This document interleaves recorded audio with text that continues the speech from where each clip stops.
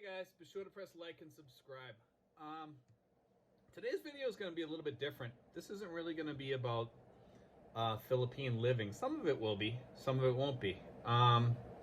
It's kind of about alternative living, okay?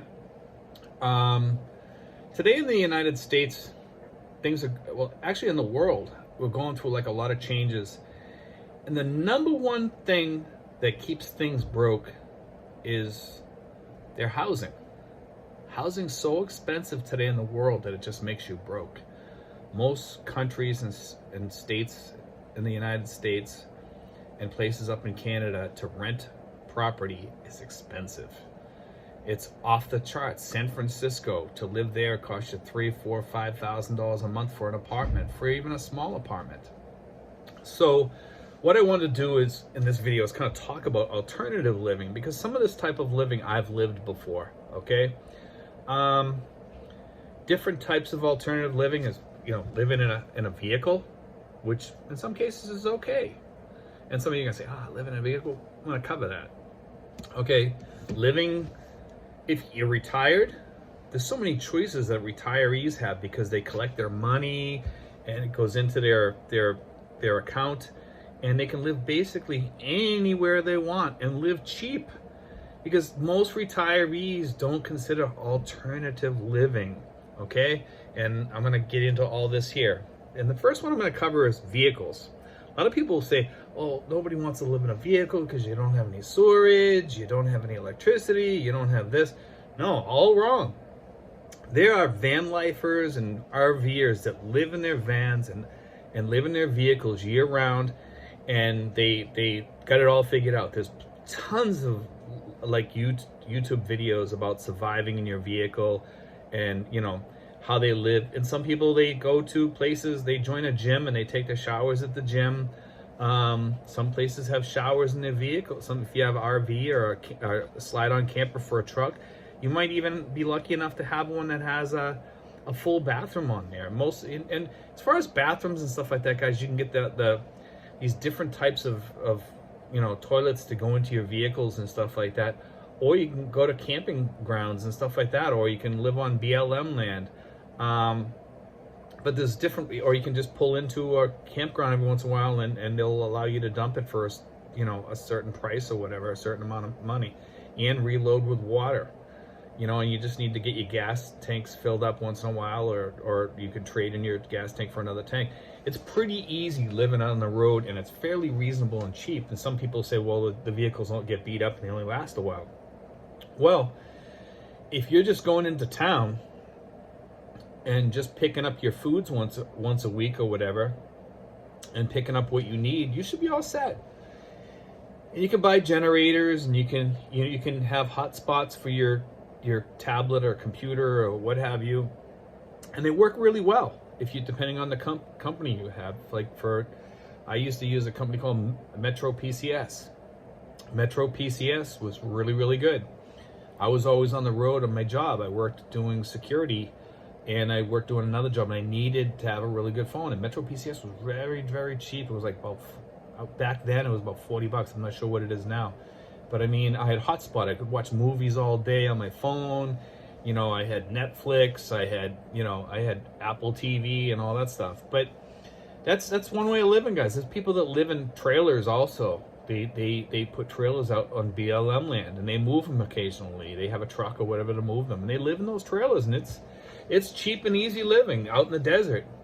You can buy solar panels for living out in the desert on BLM land. You just pick them up every once in a while. Every 2 weeks, I think you're going to move on some of these lands, and you just strap them to your roof and you go off to the next spot. And you could even run an AC in your camper off enough solar panels, okay? And it's a lot of quite a lot of solar panels, but you could also still charge your batteries too, okay? You may need some more batteries for running your AC, and you might have to it might be a little bit of an investment to start this type of lifestyle, okay? Now I'm going to go to the next type of lifestyle, okay?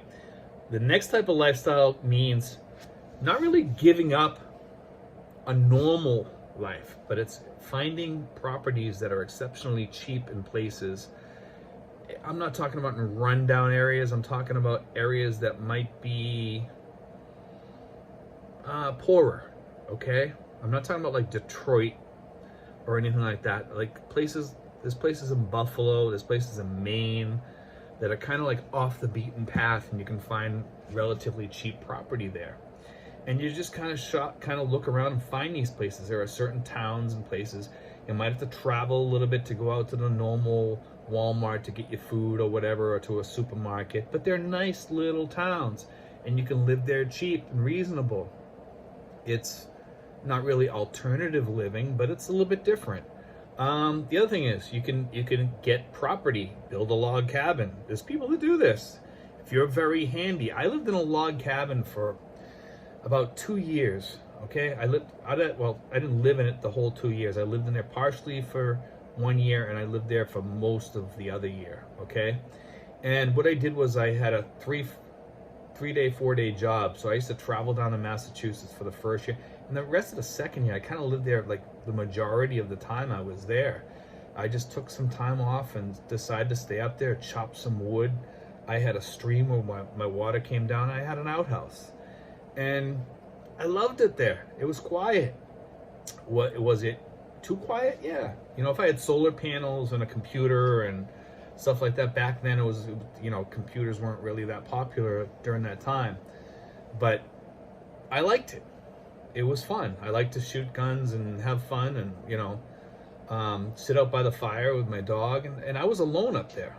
You know, I didn't have anybody up there. Occasionally some of my friends would come up, and we'd go out and hike or shoot or what have you.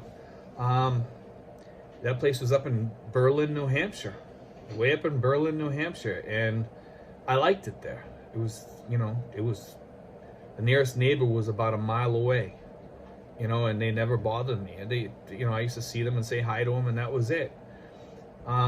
Definitely alternative living. You know, there's still places up by the Great Lakes, you know, Minnesota. Tons of camps up there. You can live in these camps, and you can live very well in these camps. And people like living up there, that like snowmobiling or canoeing during the summer, or maybe even you know, there's many choices up there. Or maybe getting a place on a lake with a houseboat, and you can live on the houseboat during the summer, live in the camp during the winter. You know, and there's another type of alternative living that you can live and live cheap. Houseboats. Okay? Houseboats is a great way for alternative people to live alternative lifestyles, because a houseboat, you can put it on a trailer and go camping with it. You can go all over the place. You can go down to Florida and live during the winter. You can go to Arizona or Utah or Nevada, drop it in some of the lakes around there, or whatever. Go to Canada during the summer, and pull it out and live on the trailer during the winter. You know, this talk about alternatives. There's a great alternative, and there's some beautiful houseboats you can either make yourself, build on pontoons, or what have you. Definitely a successful way to live as a you know, alternative, you know, house. So I mean, these are just some ideas, guys. Certainly RVs are one of the biggest ways to live happy, but like I said, the houseboats are also another place. Next would be sailboats. Okay, sailboats is another alternative lifestyle. Now, boats can be very expensive, I'm going to be honest with you, and there's some great sailboats out there. West White Potter is probably one of the best ones out there. Not their smallest one, but their next to smallest boat is a really, really good boat. Even their small one's not great. It's okay if I wouldn't want to live in it. It would be great for like weekends or something like that. But their next one up, I believe, I don't know how many feet it is. I want to say it's like 20 feet or something like that, or whatever. I'm not sure, 26 feet or something like that. Anyway, that boat is it's not huge, but it has everything in there that you need, you know, to basically live on the water. You know, you might have to go empty your porta potty once in a while and fill up with water. If you find the right place where you can, you know, keep a boat, you can just anchor it out there, fill it up at the, you know, the boathouse or whatever, with water, whatever you need, gas, you know. But if you have a sailboat and you're sailing around, you just needed the smaller motor to kick you around, you know, a kicker motor, just to get you around where you need to go and stuff like that. But living on these are pretty simple, and they're not bad to live on. You know, would I recommend getting a West White Potter for 2 people? Hell no. I would recommend getting a different type of boat, maybe a 26 to 30 footer or something like that. 26 footer should be more than sufficient if you buy the right boat to live in with all the amenities on it and everything. Maybe a 30 footer. I've seen people buying them as low as $4,500 for a fixer-upper that doesn't take much to fix it up. You know, it's the wood might need to be replaced or something. If you're handy to do this stuff, then do it. You know, it's well worth it. But would I live on a boat in a cold area? No, I wouldn't. It's just too much, you know. The other thing about a boat, like I said, is you can travel. You can throw it in the water and travel anywhere. Travel up and down the East Coast or West Coast and throw it in the water and live on it. And just park your vehicle someplace and use that vehicle to, you know, go get your food or whatever. Some places, boathouses will let you park there for a certain amount of time, and you just pay them a certain amount of money for your vehicle to stay there.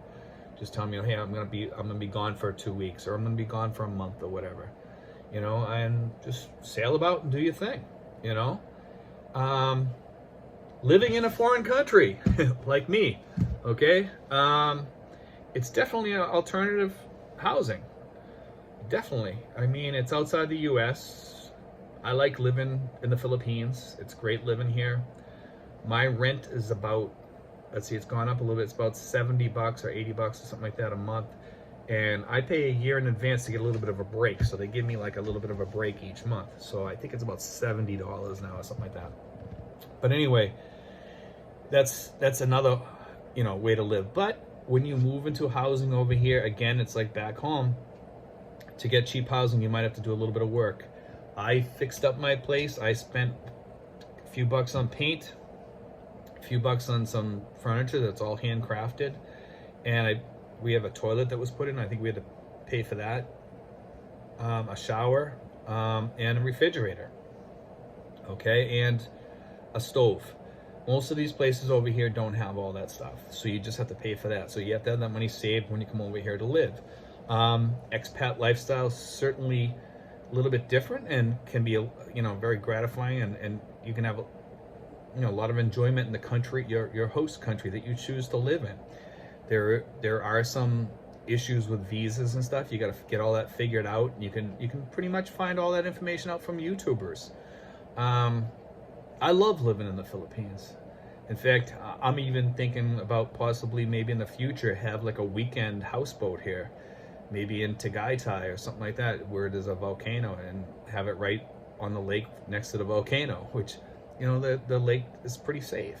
And I think it'd be kind of a cool place to live, or maybe one of the other places around here, or maybe even in the ocean.